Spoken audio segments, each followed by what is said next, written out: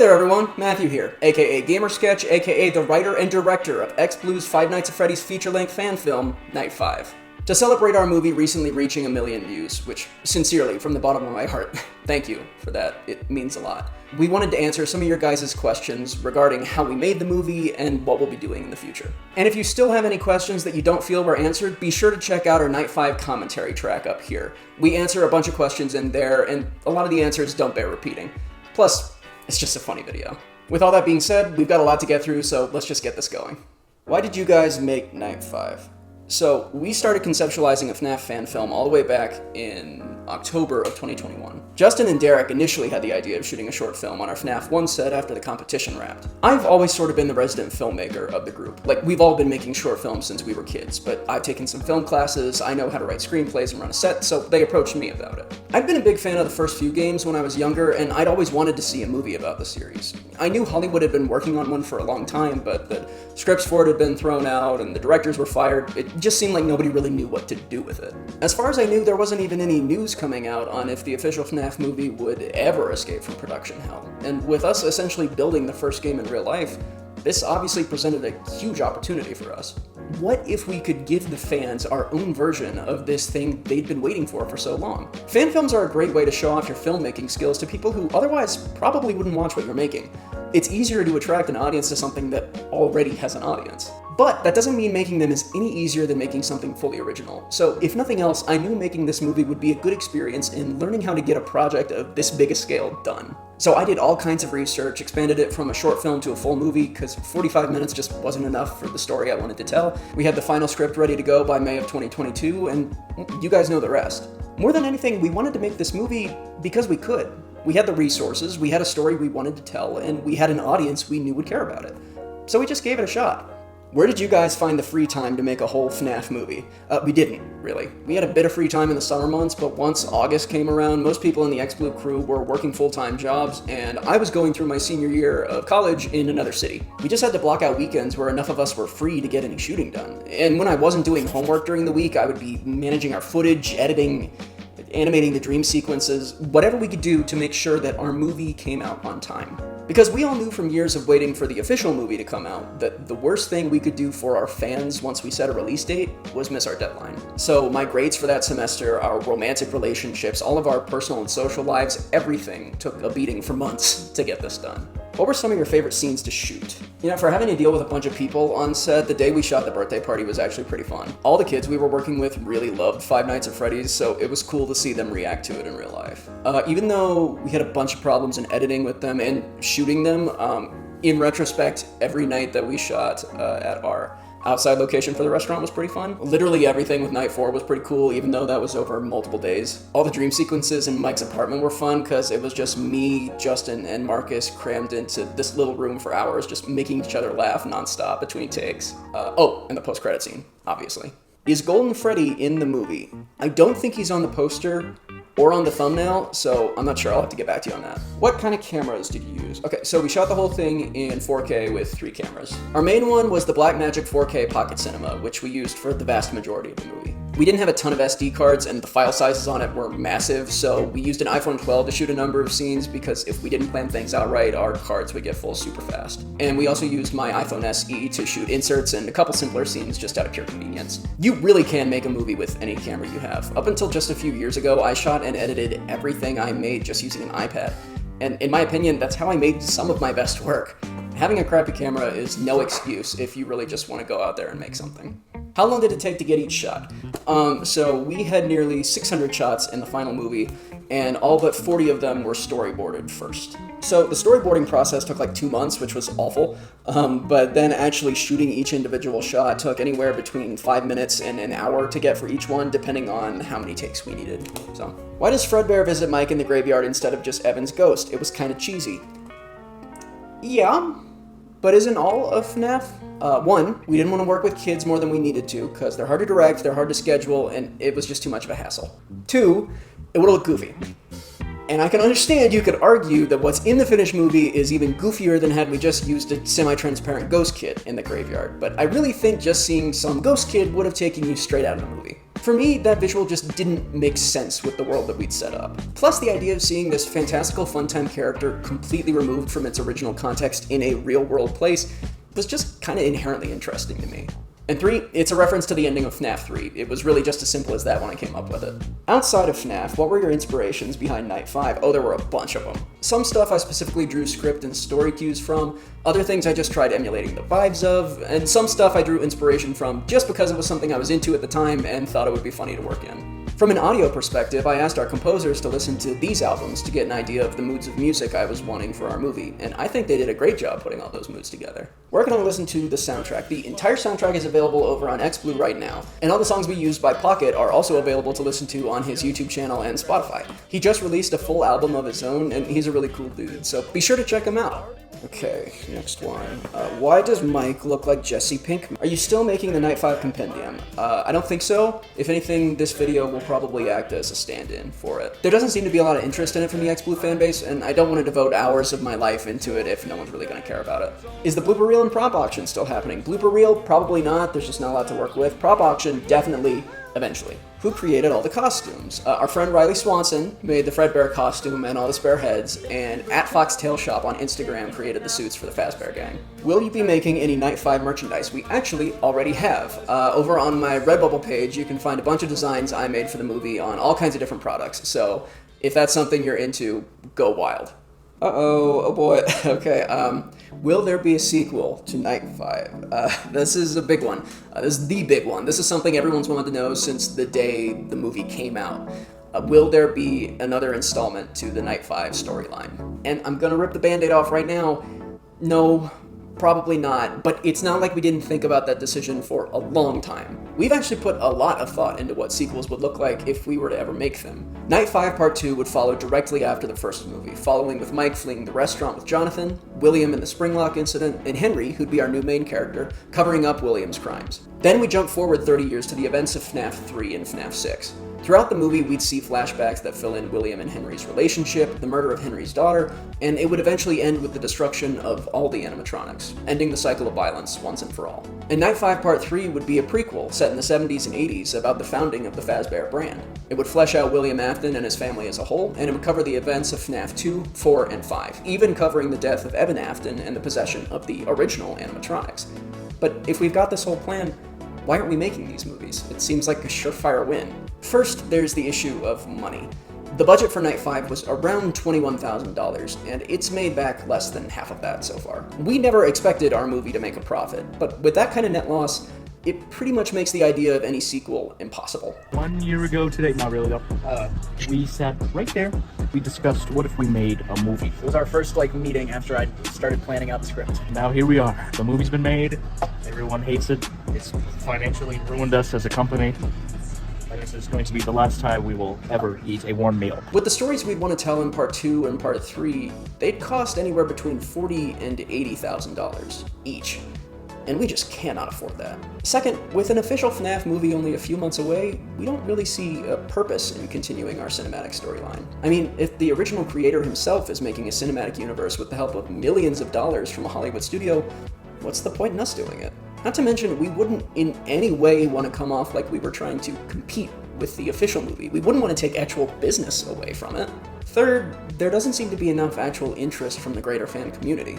We know for a fact that a number of big FNAF YouTubers keep track of XBlue's competition videos, have followed along with the production of our movie, watch our set updates, and have even watched Night 5 in its entirety. Yet, for whatever reason, we've been mostly ignored by these creators when it comes to actually acknowledging our content. Where independent fan projects are usually the lifeblood that keep the FNAF series alive, outside of our core XBlue viewers, it doesn't seem like many people are actually talking about what we're making. That's not at all to discount the millions of views we've gotten. We're very thankful for each and every one of you.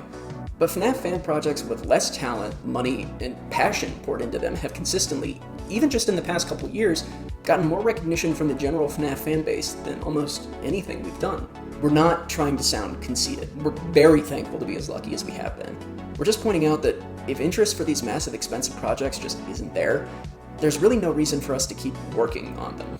Because of the immense financial and personal tolls these projects can take, if not enough people care about them, we can't keep doing them. And last but not least, I don't want to get stuck always working on Five Nights at Freddy's content. I certainly can't speak for everyone on the X-Blue crew, but personally, I don't want YouTube to be my forever home. I've wanted to be a professional filmmaker for most of my life, and I'm going to do everything I can to work my way into the movie industry. Fan films aren't admissible in film festivals as far as I know, and they're hard to show off and be taken seriously by a lot of audiences.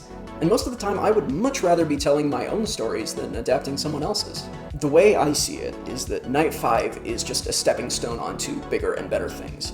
And none of us want to get stuck doing the same FNAF fan film shtick forever when we have other projects, both fan-oriented and original, that we'd much rather be spending our time on. So that's why we probably won't be making any Night 5 sequels. I hope those answers are good enough. How would you fight an animatronic in hand-to-hand combat? I feel like a single punch from any of them would rupture like every organ in my body, so I would either just run away or try and give him a bear hug to catch him off guard.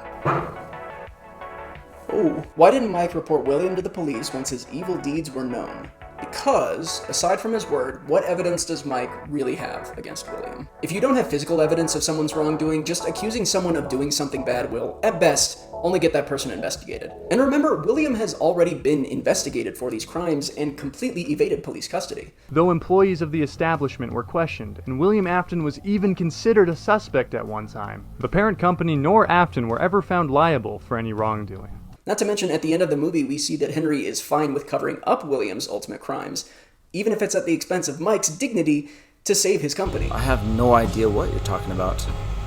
If I were you, I would go and get your shit and get out. If either of you ever mention what you've heard or seen today outside of these walls, I'll sue both of you for defamation.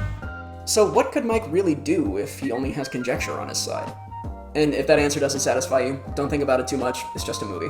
Why is the editing so bad? I've seen this comment a lot, and I don't think it's worded correctly. Though I'm biased, since I edited like 75% of the movie. Aside from the last 20 minutes, I think the movie as a whole is pretty well edited from a structural perspective. There are undeniable inconsistencies with the sound editing and the color correction. I have no problem admitting that. But I think what people mean when they say the editing is bad is that the visual effects are bad. Which a lot of them are. But that's not editing, that's a different facet of post-production. That's visual effects. According to every person I've talked to, for a 100-minute movie, it sure doesn't feel like one. Each scene flows into the next with very few lulls in between. Being able to keep that energetic pace is the opposite of bad editing. That's good editing. But why are the effects so bad? Well, first, it was too hot in our set to ask all of our animatronic actors to wear black morph suits underneath their costumes. We were just happy to have actors there at all, so we let them wear whatever was comfortable and had to cover it up in post. Had we had an extra 2 or 3 months to work out all the kinks, we could have made the effects look a lot better. But we knew if we missed the release date, no matter how good those effects may have looked in the end, nobody would have cared, and nobody would have watched. Five Nights at Freddy's is a horror property. It's perfect for the fall season. We knew if we missed Halloween, we could push it to Thanksgiving, but if we pushed it into December, it would have just died on arrival. In the end, we figured since the effect shots only made up maybe 90 seconds of the whole movie, that no matter how mediocre they may have looked, they wouldn't bring down the overall quality of the film. And we still stand by that. People have also asked if there will ever be a director's cut or something in the future to fix those effects, and no, there won't be.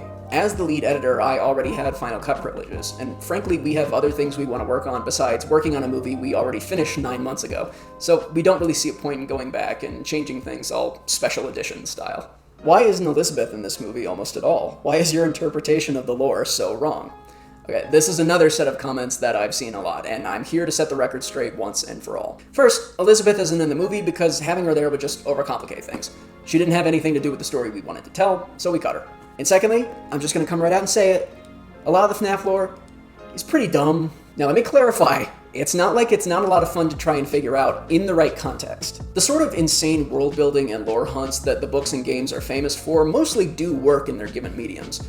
But trying to translate some of the series' crazier elements into a single 100-minute movie is a fool's errand, so I just disregarded them pretty much entirely. I know I'm not alone in thinking that Five Nights at Freddy's was a lot more interesting and engaging through the simplicity of the stories in the first few games.